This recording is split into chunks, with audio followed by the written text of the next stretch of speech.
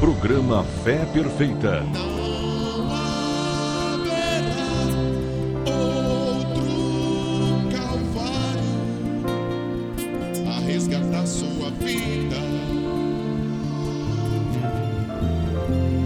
Não haverá outra mensagem, não haverá outra Bíblia.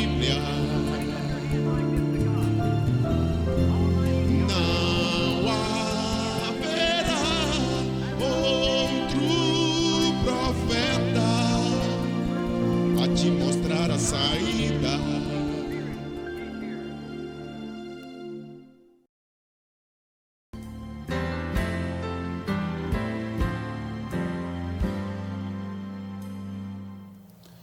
Voltamos pela graça de Deus para apresentar o programa Fé Perfeita, agradecendo também a sua audiência, você que tem nos acompanhado, nos assistido a cada dia, você que tem cooperado conosco, divulgando o programa para amigos e parentes, e se não fez até agora, nós o convidamos para fazer parte da equipe Fé Perfeita de divulgação deste programa que tem, sem dúvida alguma, ajudado a muitas pessoas e, por certo, por sua indicação, ajudará mais alguém.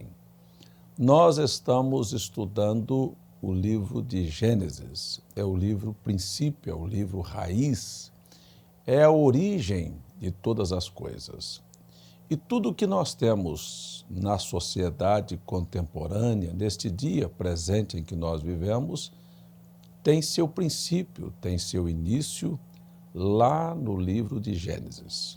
Nos nossos programas anteriores, nós estudamos e estávamos falando sobre o mais astuto de todos os animais que o Senhor Deus houvera criado.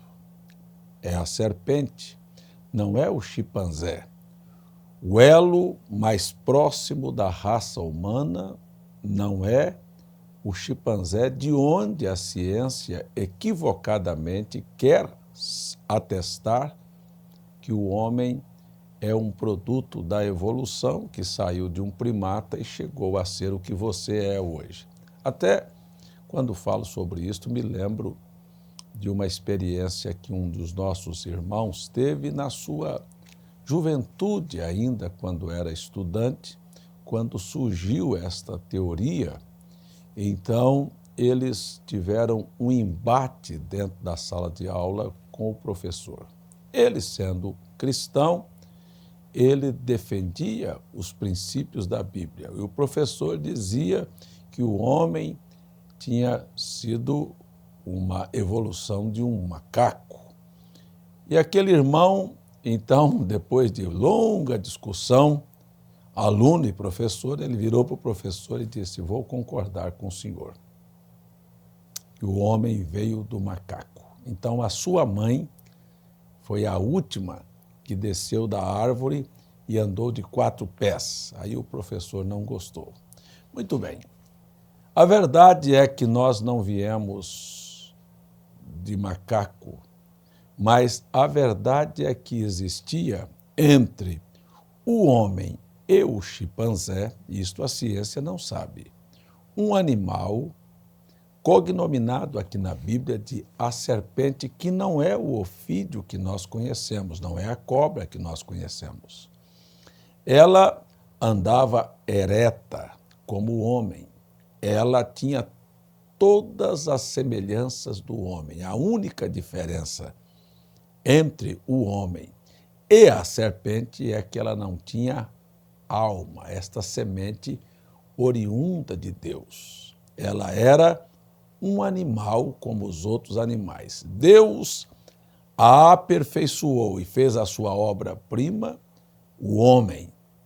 Então, ela tinha, na verdade, um meio de reproduzir igual ao homem. Ela tinha os mesmos cromossomos que o homem tem, a mesma quantidade. É por isso que a ciência quer dizer que vem do macaco. Não.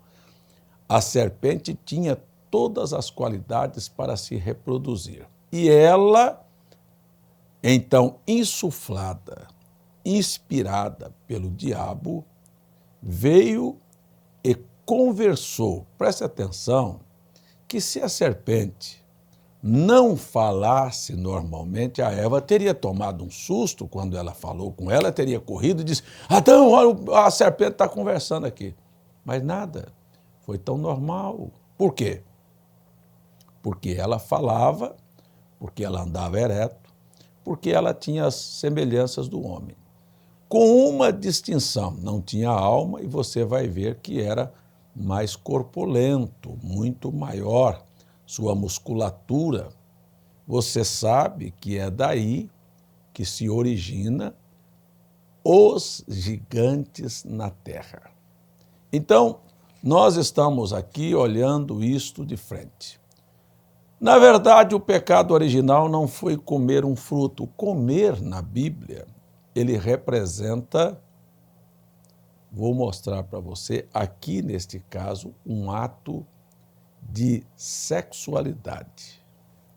Se você notar, no capítulo 30, verso 20 do livro de Provérbios, está escrito: tal é o caminho da mulher adúltera, ela come. Veja, uma mulher adúltera, o ato de adultério, o ato sexual que ela praticou é representado no comer. Ela come, limpa a sua boca e diz: não cometi maldade alguma. Veja, será que a Bíblia está julgando uma mulher adúltera por comer alguma comida ou por praticar o ato do adultério que todos nós sabemos que é sexo? Então, se o homem tivesse comido e o pecado tivesse sido um fruto e ele tivesse comido com a boca e não fosse o ato sexual, eu acho que o Adão deveria ter colocado um avental na boca, mas não foi lá que ele colocou, não.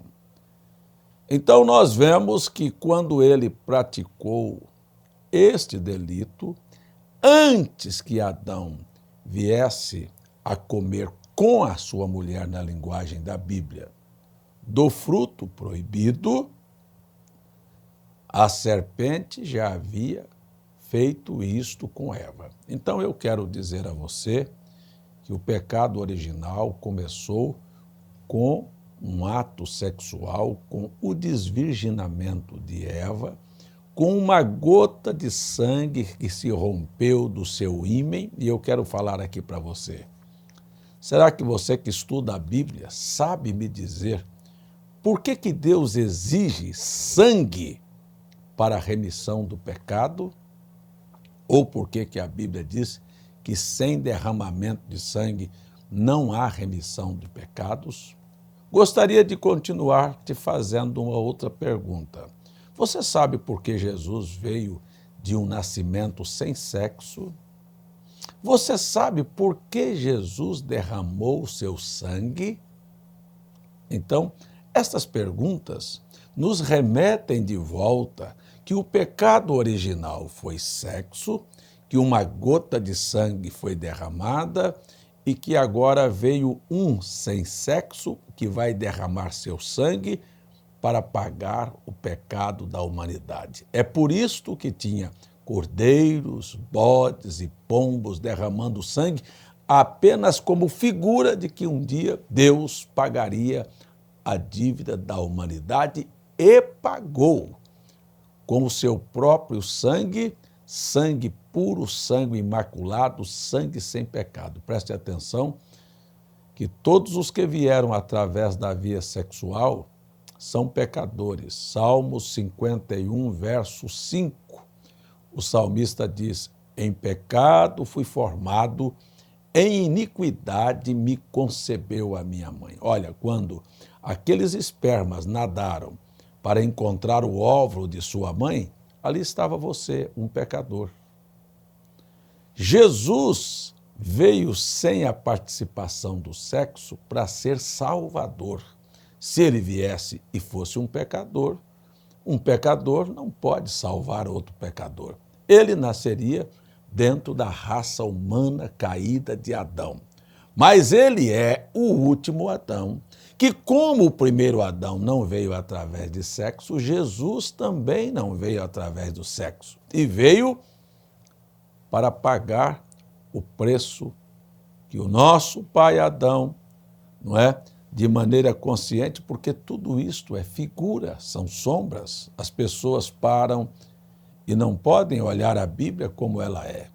Veja, a proposta era: no dia que dele comerdes, certamente morrerás. Veja, Paulo, quando escreveu sobre este assunto, sobre o pecado original, na sua primeira carta a Timóteo, capítulo 2, do verso 9 a seguir, ele disse assim: o homem não foi enganado, mas a mulher, sendo enganada, caiu em transgressão. Veja, ele não está aqui com nenhum sentimento machista, defendendo o homem que não foi enganado. Não, ele está dizendo a realidade. Adão é a figura de Cristo.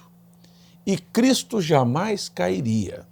E nem caiu e nem foi enganado. Só que, sendo figura, a Eva representando a raça humana, os seres humanos, ou a parte feminina de Adão, que é a representação, a mulher representa a igreja, você vai ver que o Adão amava tanto a Eva, que quando a Eva caiu, ele preferiu morrer do que viver sem a Eva. Isto é a figura que nós temos também de nosso Senhor Jesus Cristo. Ele amou de tal maneira a igreja que a si mesmo se entregou por ela, morreu para que você tivesse a oportunidade de se levantar. Ele não quer o céu sem você. Ele ama você, ele ama o pecador. Isto deveria nos fazer refletir um pouco mais. Porém, ele sendo Deus, ele tem que guardar sua palavra. Se ele disse que o homem morreria, o homem morreu. Este é a sentença e este é o resultado do pecado. O salário do pecado é a morte. Então o homem teria que morrer. E morreu. Nenhum homem viveu mais do que 969 anos, mas nunca chegou a um dia. Porque no dia, um dia para o Senhor são 1000 anos para nós. Nenhum homem viveu 1000 anos. Esperamos viver quando o 7º dia voltar à cena, ou seja, quando formos para o milênio, viveremos então um dia na presença do Senhor. Aqui nós temos a queda. Com a queda, nós vamos ver pela primeira vez Deus manifestar os ofícios que estão em toda a Bíblia. Ele é pastor, ele é evangelista, ele é profeta, ele é rei, ele é sacerdote. Tudo isto são atributos que Deus possui em si mesmo. E nós encontramos que quando o homem caiu, Deus não mandou um anjo. Prestem atenção. Deus não enviou uma segunda pessoa, porque não existe segunda pessoa. Deus, ele próprio veio, da mesma maneira que você vai ver que Jesus disse: eu vim buscar e salvar os que se haviam perdido. Deus foi ao Éden e lá procurou por Adão. Adão, aonde estás?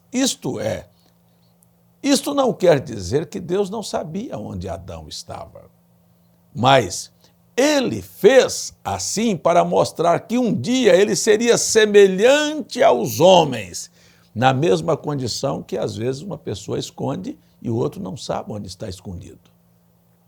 Talvez você está pensando que Deus não saiba quem é você e aonde você está escondido e as coisas que você tem feito. Você está enganado. Ele apenas, às vezes, faz de conta que não está vendo para dar uma oportunidade para o homem mostrar o que é o homem. E aí, então, ele faz pela primeira vez a sua missão como um evangelista atrás de um pecador, como Deus está aqui neste programa fazendo um papel de evangelista através da minha vida, atrás de pessoas que estão caídas da raça de Adão e queriam sofrer uma penalidade muito dura. Então, lá vem o Senhor. Adão, Adão, o Adão está escondido atrás da figueira, já tinha feito um avental para si, e todos nós sabemos que a palavra religião quer dizer cobertura. Ele achou aqui que com a religião que ele criou, a religião dele é falsa, a religião dele é falha, a religião dele não passa de uma peneira para tampar a luz do sol. Ele agora, tão desesperado que estava, fez com umas folhas de figo uma religião e sai diante do Senhor e diz para Deus: eu ouvi a tua voz no meio do jardim e temi porque eu estava nu. Mas agora eu estou vestido. É a mesma coisa que muitas pessoas dizem assim: eu já sou católico, eu já rezo o terço. Outros dizem assim: eu já sou evangélico, eu já vou à Bíblia, já leio a Bíblia, já vou à igreja, faço até parte do coral, sou até pastor. O que você está escondendo atrás desta sua farsa de religioso? Será que você não precisa realmente assumir o seu papel de pecador, de errado? Porque eu vou dizer uma coisa: religião tem sido uma capa para esconder ladrões e salteadores. Espera aí, pastor, espera um pouquinho. O senhor está falando que ladrão e salteador não pode se converter? Não, eu estou falando é outra coisa. Você já viu quando Jesus entrou no templo e encontrou aqueles que compravam e vendiam? Tem gente que acha que pode comprar a bênção de Deus. O ladrão lá diz assim: faça um desafio. Aí o camarada vai para comprar a bênção de Deus. Eu quero dizer para você, meu amigo telespectador, que Deus, o Deus da Bíblia, o Deus criador de todas as coisas, não se vende por dinheiro, não. Não se compra a bênção de Deus por dinheiro, não. Eu quero dizer para você que este Deus apresentado pela religião, tanto a Igreja Católica que vendeu indulgência e fez tanta trapaça e se tornou dona de um patrimônio fantástico no mundo. Uma época ela chegou a ter 68% das terras da Europa. Como a igreja evangélica que se tornou essa monstruosidade também, através da comercialização. E Jesus chamou estes que fazem da fé um comércio de ladrões e salteadores. Eles roubam do povo a verdade, a oportunidade de se arrependerem, roubam do povo a oportunidade de se prepararem para a vinda do Senhor, roubam do povo a sinceridade. E as pessoas ficam achando que por fazer voto e dar dinheiro, sabe, que Deus se vendeu por isso. Este Deus seria um Deus muito falho, muito fraco, muito sem caráter. Mas o Deus da Bíblia diz: eu sou dono do ouro e da prata. Você acha que isso vai comprá-lo? Dá uma olhadinha se Deus se move por dinheiro. Dá uma olhada na Bíblia aí, na Nova Jerusalém, uma cidade toda de ouro, toda de jaspe, toda de cristal, com pérolas preciosas. Você acha que essa merrequinha que as pessoas andam tentando comprar a Deus, isto é uma vergonha, isto é um absurdo. Mas vamos aqui novamente. O Adão também com a sua religião disse: não, eu ouvi, eu me escondi. E Deus falou assim: você está nu. Quem foi que te mostrou sua nudez? Você comeu, você fez o que eu disse para você não fazer. Sabe, eu vou dizer uma coisa para você que está em casa. Preste atenção que as pessoas que são, prestem bem atenção, não tenham a intenção de ofender ninguém, mas pessoas que são instrumentos de Satanás, que dão lugar para o diabo na vida delas, como a Eva deu, elas se tornam exatamente opositoras a tudo que Deus diz para não fazer. A Eva até convenceu o Adão para entrar nessa situação. E você olha que as igrejas, a mulher, está convencendo as pessoas assim, Deus não está importando com o seu cabelo, Deus não está importando com a maneira que você veste, Deus não está nem aí se você briga ou não com seu marido, Deus não se importa se você é bruto dentro de casa, o importante é que você vai para a igreja e dá dinheiro lá, você é dizimista. Isto é uma vergonha.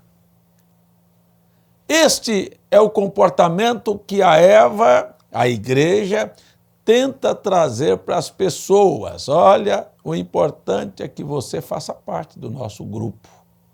Isto é tudo? Não, isto é pessoas que fazem da religião uma capa. Eu ouvi sua voz e me escondi porque eu tive vergonha e já fiz a minha religião. Fez lá um avental, uma cobertura. E Deus falou, isso não presta não. Vamos para uma conversa mais franca agora. Você sabe, a Bíblia diz que Deus matou um cordeiro para vestir o Adão e a Eva. Ou, em outras palavras, diz, religião feita por homem não vale nada.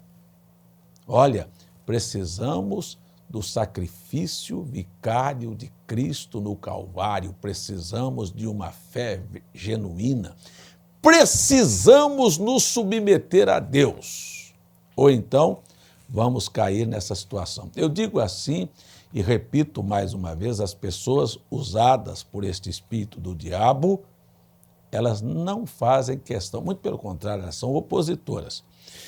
Só para te dar uma ideia, se a Bíblia dissesse assim, e a Bíblia diz assim, que é uma vergonha para o homem ter cabelo comprido e é uma desonra para a mulher cortar o seu cabelo. Primeira carta de Paulo aos Coríntios, capítulo 11. O verso você procura aí na sua casa. Porém, um espírito opositor, só para ser diferente, para fazer oposição, ser contrário a Deus, ele vem e diz, homem, fique cabeludo. A Bíblia diz que é uma desonra. Aí diz para a mulher, você vai ser opositor. Opositor a Deus é diabo. Diz assim, não, você mulher, pode cortar. Se você cortar um pedacinho só, não faz diferença. Ora, não existe pecadinho e pecadão. Quando você cortou, cortou. Quando a Eva comeu e o Adão comeu, o pecado estava consumado. Deus disse para não tocar. Então você veja como as pessoas, sem perceberem, abriram suas casas, abriram suas vidas, se tornaram opositores a Deus. Ou seja, tudo aquilo que Deus diz em sua palavra não é mais crido. Sabe aonde as pessoas acreditam? Acreditam no artista, acreditam na novela, acreditam no pastor, mas Deus não. Bíblia é só assim, quando você quer uma bênção, o Senhor é meu pastor, nada me faltará. Ah, isso aí é bom. Tem uma outra coisa assim, aquele que habita no esconderijo do Altíssimo, a sombra do Onipotente descansará. Isto eles querem também. Deus manda anjo para guardar sua... Ah, isso aqui eu quero. Quero saber se você quer obedecer a Deus. Quero saber se esta Bíblia vale alguma coisa para você. Porque se valer, você vai se arrepender dos seus pecados. Você vai ter que encarar. Mas qual é a condição do homem? Depois que ele tem uma religião, aí Deus falou, você comeu da árvore? Aí ele nunca assume que ele é o grande responsável, que ele falhou, que a religião que ele fez não presta. Aí ele diz assim, não, Senhor, a mulher que tu me destes, ele joga a culpa para a mulher. A mulher que tu me deste me enganou e eu comi. Quer saber de uma coisa? Não há desculpa nem para você jogar a culpa agora na sua igreja. Eu quero saber se você fica com a igreja ou com a palavra. Eu quero saber se você crê na Bíblia ou no seu pastor. Eu quero saber em que é que você crê. É na palavra de Deus ou não é numa argumentação fraca? Será que você não sabe que quem inspirou estes artistas a fazerem as telenovelas e o padrão para criar filhos e este desmando da sociedade foi o diabo através destes roteiristas de novela, destes artistas e assim sucessivamente? Será que você é tão inocente? Por que você, sua família, e sua igreja e seu pastor se submetem a esta condição? Porque vocês são pessoas que submetem aos poderes do adversário de Deus. Isto é a igreja, isto são padres, isto é a sociedade de uma maneira geral. Quero saber quem é que quer ficar com o que Deus falou. Não me importa se a sociedade vai ou não, se você vai ou não acreditar. Eu quero saber quem é que quer ficar com o que Deus falou. Tem alguém que está me assistindo, que quer acreditar, que quer dizer assim, a Bíblia é a verdade, todo homem é uma mentira? É isso que nós estamos querendo ver. Ou então, vamos fazer parte desta religião. Deus chamou o homem para um julgamento. É uma pena que eu não tenho mais tempo para continuar aqui, mas no próximo bloco, no próximo programa, nós vamos continuar com este assunto. Eu termino esta meditação assim: Deus está chamando você para um julgamento. Você está certo ou você está errado? Você sabe que a sua vida não está de acordo com a palavra ou a sua vida está de acordo com a palavra? Seja agora você mesmo seu juiz. E sendo assim, se você for honesto, sincero e verdadeiro, eu até te convidaria para fechar os seus olhos, curvar sua cabeça diante do Altíssimo e dizer para Ele o que está no seu coração. Se você tem sido um opositor, diga para Deus que você está arrependido e que você quer viver de hoje em diante pela palavra, porque fora da palavra vai ser morte. Eu convido você para fechar os olhos e para falar com Deus. Deus, Pai, no nome de Jesus, eu tenho falado ao povo as verdades da Bíblia e agora os convido ao arrependimento. E sei que o Senhor é um Deus da providência, um Deus rico, um Deus bom, um Deus misericordioso, um Deus que deseja ajudar as famílias, as pessoas a se organizarem, a perdoar, a curar, a libertar, a dar satisfação e prazer e alegria e paz. Eu oro, e se o Senhor encontrar um coração que assim deseje, que ele seja curado, que ele seja liberto, que ele seja salvo, que ele se levante para te servir. Peço isto em nome de Jesus. Amém.